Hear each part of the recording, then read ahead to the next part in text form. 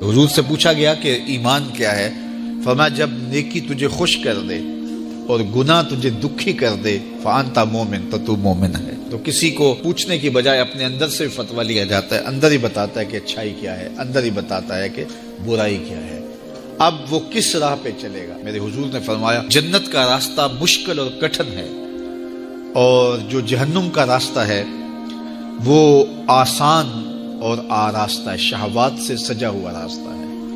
اب تمہیں پتہ ہے کہ انجام کیا ہے اور تمہیں اختیار دیا گیا ہے۔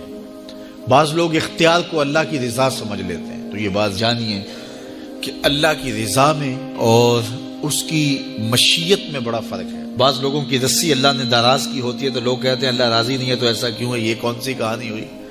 ظالم جابر لوگ تختوں پہ بیٹھ جاتے ہیں، مختلف حکومتیں سنبھال لیتے ہیں اور خلق خدا کی ناک میں دم کر دیتے ہیں، لوگ کہتے ہیں اللہ راضی نہیں ہے تو ایسا کیوں ہے؟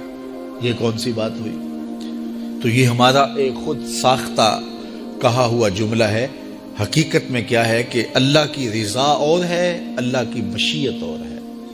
یہ اللہ نے ہاتھ دیے ہیں، اللہ کی رضا یہ ہے کہ ان ہاتھوں سے اچھے کام کیے جائیں۔ آنکھیں دی ہیں تو ان آنکھوں سے قرآن مجید کی تلاوت کی جائے، اللہ کی قدرت کی نشانیاں دیکھی جائیں، لیکن ان آنکھوں کو شہوات سے بھر دیا جائے، ان ہاتھوں کو ظلم سے بھر دیا جائے تو اللہ روکتا نہیں ہے۔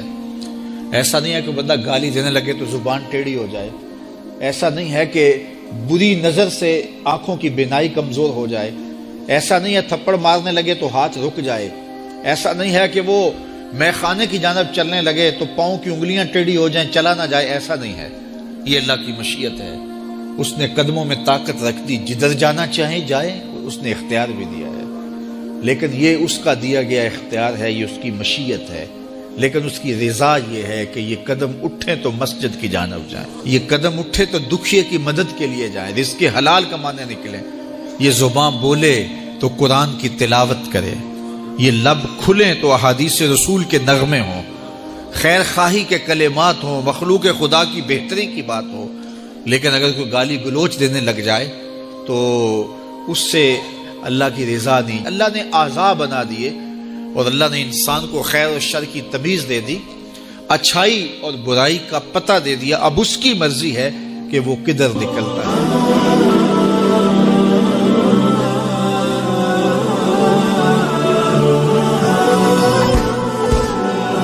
وہ ہے کہ جو خواہشات کے سائے میں جیتی ہے، پروان چڑھتی ہے، بڑھتی ہے، وہ بہائم ہیں، اور ایک مخلوق وہ ہے کہ جن کی تسبیح، ذکر، سجدہ اور قیام ہی غذا ہے، اور یہ تیسری مخلوق حضرت انسان ہے کہ اب یہ اس دوراہے پہ کھڑی ہے، چاہے لڑک کے ادھر چلی جائے، چاہے پرواز کرے تو فرشتوں سے بھی آگے گزر جائے۔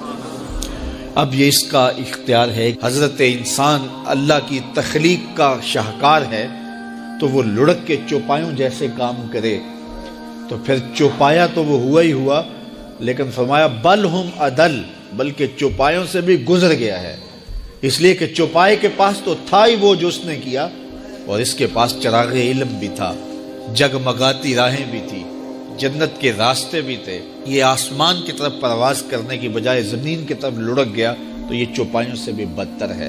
اور اگر یہ دوسرا راستہ جو کہکشاؤں سے بھرا ہوا راستہ ہے، نور و نکھت سے سجا ہوا راستہ ہے، اس خیر کی راہ پہ گامزن ہوتا ہے تو پھر فرشتے بھی اس کی قسمت پہ رش کرتے ہیں، پھر فرشتوں سے بھی آگے گزر جاتا ہے۔ یہ اللہ تعالیٰ نے ہر طرح سے راہیں اس کے لیے اجال دی، فطرتاً بھی اور انبیاء اور رسل کے ذریعے بھی، کتب کے ذریعے بھی، صحیفوں کے ذریعے بھی، مصلحین کے ذریعے سے، عقل و فہم جو دیا گیا اس کے ذریعے سے۔ یعنی انسان کے لیے کوئی شک والی بات نہیں کہ اسے پتہ نہ ہو کہ یہ راستہ خیر کا ہے اور یہ راستہ شر کا ہے، یہ اس کو اچھی طرح آگہی دی گئی۔ جب کوئی چوری کرنے لگتا ہے، دیوار پھلانگتا ہے، اس کا دل دھڑکتا ہے، یہ اللہ تعالیٰ کی طرف سے وارننگ ہوتی ہے کہ تو غلط کام کرنے جا رہے ہیں۔ جب کوئی ڈاکہ مارنے لگتا ہے، ناکہ لگا کسی کو روکتا ہے، تو اس کا دل ڈرتا ہے کہ تو جرم کر رہا ہے۔